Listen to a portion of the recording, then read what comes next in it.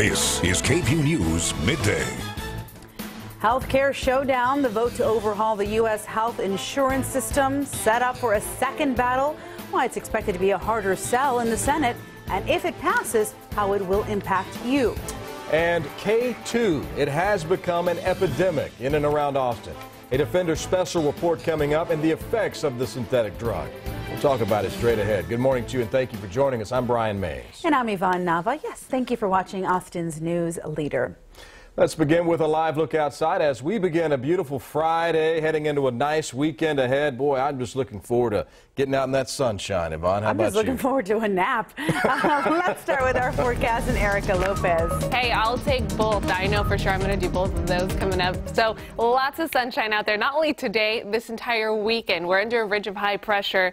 That means lots of sunny conditions and also some warm temperatures. The good news is that we should stay near average for the next several days. 75 right now for ABIA, Camp Mabry 75, and the dew points are dry. That's right, a dry air mass in our region. We don't have to battle the sticky central Texas normal kind of conditions. Here's a current look at your temperatures. Still some upper 60s for the hill country, 75 in Austin, a degree cooler for LaGrange and Lockhart at 71. The reason why we have this dry air mass is in place because a northwest wind has settled in. It's going to stick around for at least the next 24 hours. We'll begin to see a change as we head into Saturday and Sunday, but not significantly.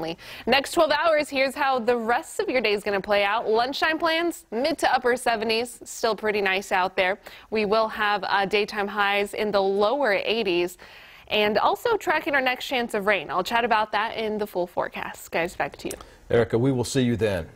University of Texas community coming together to honor fellow Longhorns they've lost over the past year. Harrison Brown, the freshman who died in the UT knife attack earlier this week, was among those honored at UT Remembers. The university-wide event included a flag-lowering ceremony, commemorative chiming of the bell tower, and the darkening of the tower.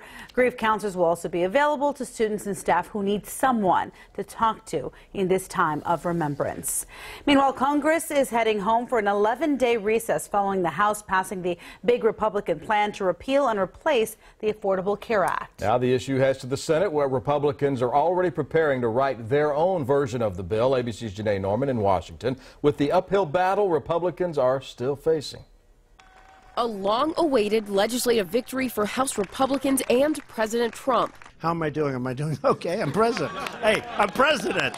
Not long after declaring Obamacare dead during the victory lap in the White House Rose Garden, President Trump with this surprising statement, praising Australia's publicly funded universal health care system. We have a failing health care. I shouldn't say this to our great gentleman and my friend from Australia, because you have better health care than we do. The bill is passed and without objection. The Republican bill that just squeaked by the 216 vote threshold in the House allows states to opt out so insurance companies can charge more for some people with pre-existing conditions. It would give states $8 billion over 5 years to help cover those people, but hundreds of patients and health groups and at least one insurance company say that's just a drop in the bucket. By one estimate, 27% of Americans have a pre-existing condition, and in some states that number is even higher. More than 32% of people living in 5 states in the South, all states that voted for President Trump.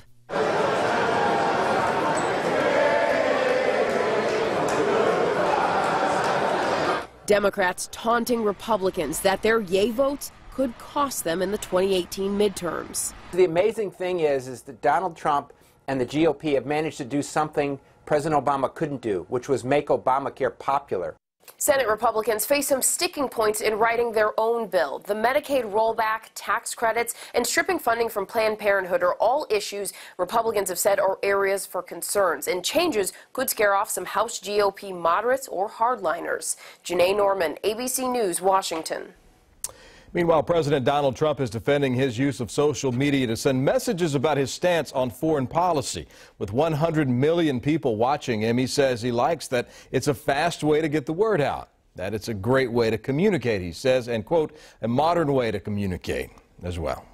Synthetic cannabinoids already being discussed on school playgrounds, in locker rooms, and through the halls. Now, if you don't know the problem, we're here to help. KVUE Defender started an investigation into the epidemic last year, and investigative reporter Erica Proffer is live in our studio today with more on what they found. Erica. Right, so synthetic cannabinoids, it goes by many names. We've got K2, spice, many things, right? But it's an Austin epidemic. We found it is used among school children as early as 7th grade.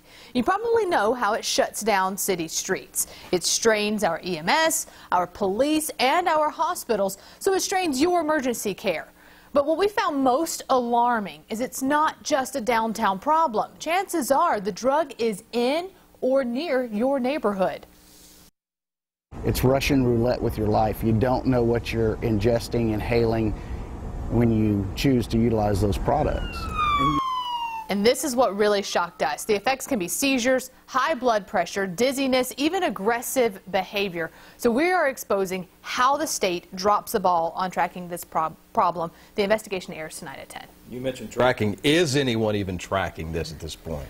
So right now, the Austin Travis County EMS, they're the ones who lead the way in how this is being reported. It is really through their work that we are able to expose this problem.